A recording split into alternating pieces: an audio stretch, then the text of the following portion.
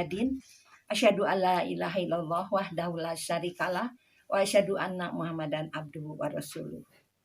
Puji dan syukur kehadirat Allah Subhanahu wa taala atas inayah dan irodahnya, atas kudroh dan inayahnya kita bisa bertemu dalam acara pengajian online ini. Ini yang difasilitasi oleh PC Persis Astana Anyar. Kami ucapkan terjazakumullahu khairan katsiran. Pada saat ini kita semua sedang menjalankan ibadah saum Ramadan. Ya, ini saum Ramadan ini yang datang cuma sekali dalam 1 tahun. Terus mendatanginya, yang didatanginya itu tidak kepada sembarang orang, tapi orang-orang pilihan Allah, yaitu kepada orang-orang yang beriman. Supaya kita semua bisa menjalankan dengan diberi kesehatan, kita berdoa semoga Allah memberi kesehatan, memberi kemampuan, memberi kekuatan kita untuk menjalankan sampai di akhir nanti, di bulan akhir, di Syawal gitu ya. Dan kita mengisi saum ini dengan cara mendekatkan diri kepada Allah Subhanahu wa taala supaya mudah-mudahan tercapai tujuan saum ini, yaitu menjadikan orang yang takwa. La'alakum tatakun. Adapun kondisi sekarang sebagaimana kita ketahui bersama, kita rasakan semua sama, bahwa musibah yang sedang melanda di seluruh dunia ini, bukan di Indonesia aja, tapi di beberapa negara juga sama disibukkan oleh virus. Menurut informasi, virus ini itu adalah sangat kecil, makhluk yang kecil. Tapi subhanallah, ini dapat mengguncang seluruh dunia. Tak kecuali negara yang adidaya juga itu disibukkan semuanya. Nah, tentunya bagi orang-orang yang beriman dalam hal ini harus bertambah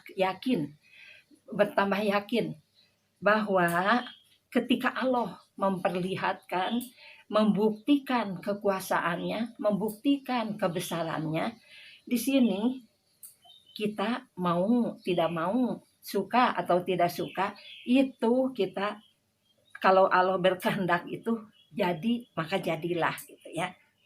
Nah ini, lalu bagaimana sikap kita menghadapi masalah ini, kita sebagai orang muslim? Ibu-ibu, alhamdulillah Ketua PC Persis telah mengeluarkan buku panduan.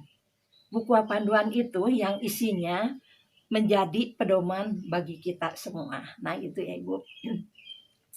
Ibu-ibu yang berbahagia, pada kesempatan ini saya akan mencoba menyampaikan tentang bagaimana ciri-ciri orang yang mendapat bimbingan dari Allah Subhanahu wa taala. Di surat Al-Anfal ayat 125, a'udzubillahi minasyaitonirrajim, fama yuridillahu an yahdiyahu yasroh sadrahu lil Islam.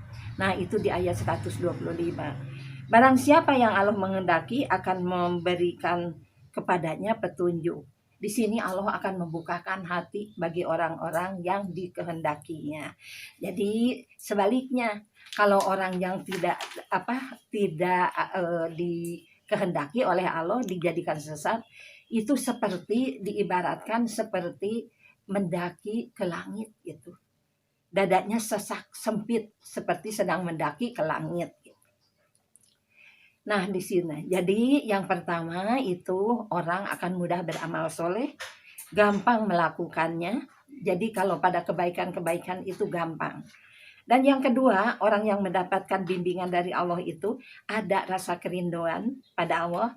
Nah ini diekspresikan dengan doa dan ibadah. Yang ketiga itu istiqomah dalam kebaikan. Di sini yang sulit dan susah itu istiqomah dalam hidup ini. Ini mah boro-boro gitu ya, jangankan urusan akhirat yang abstrak.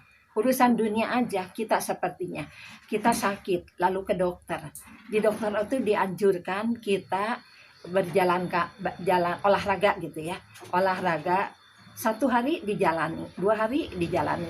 Hari ketiga udah mulai malas-malas, hari keempat berhenti. Nah itu ya, di sana istiqomah gitu.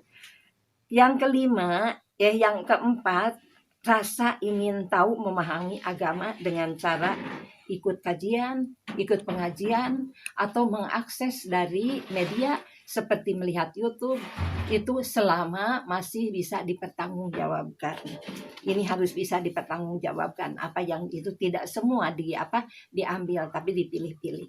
Yang kelima, orang yang mendapatkan bimbingan dari Allah Subhanahu wa taala yaitu sabar dalam menghadapi dunia.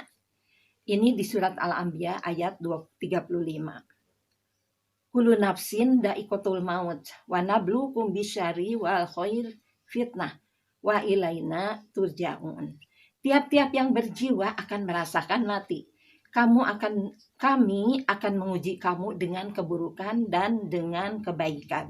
Ini sebagai cobaan. Dan hanya kepada kamilah kamu dikembalikan.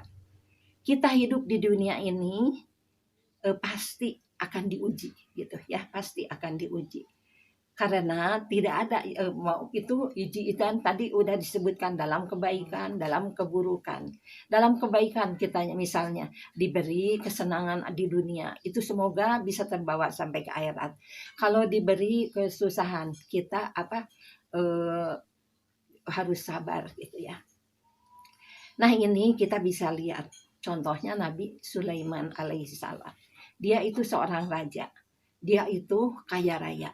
Dia itu pintar, ilmunya tinggi, pandai beberapa bahasa. Tapi dia tetap beriman dan tawaduk gitu, tidak sombong. Lalu Nabi Ayub alaihissalam. Nabi Ayub itu dengan diujinya dengan sakit yang berkepanjangan.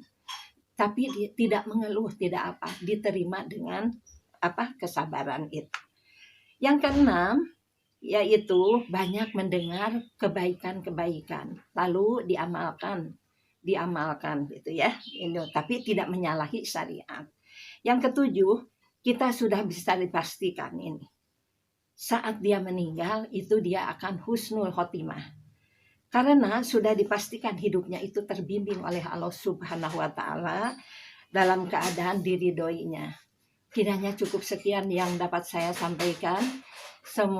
Mohon dimaafkan bila ada kekurangan-kekurangan. Allahu yahudu biaidina ila ma fihi khairul lil islami wal muslimin. Wassalamualaikum warahmatullahi wabarakatuh.